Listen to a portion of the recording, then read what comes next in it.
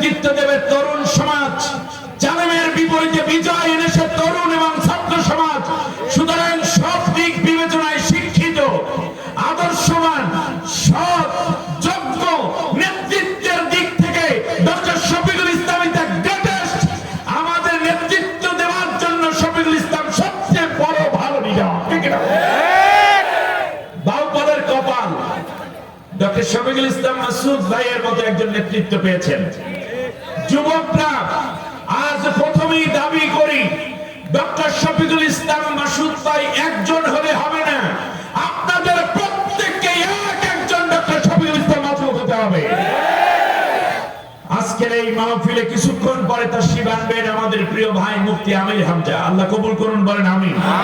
কথা বলেছেন অ্যাডভোকেট নাজমুল হাসান সাহেব, বাংলাদেশ জামাত ইসলামী পটুয়াখালী জেলার সম্মানিত আমির এবং মজলিস শুরার অন্যতম সদস্য।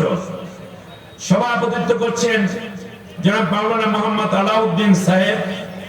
উপবিষ্ট রয়েছেন আমার পাশে বাউফল জেলার সম্মানিত আমির বিশিষ্ট আলিমী দ্বীন হযরতুল আল্লামা মাওলানা মোহাম্মদ ইসাক সাহেব সহ উলামায়ে কেরাম, আমার প্রিয় পটুয়াখালীবাসী, বিশেষ করে বাউফলের আমার প্রাণ প্রিয় ভাই ও বোন, অন্য ধর্মাবলম্বীদেরকে আন্তরিক মোবারকবাদ জানিয়ে আমি আপনাদের উদ্দেশ্যে মাত্র 2টি হাদিস এবং 3টি আয়াত তিলাওয়াত করব।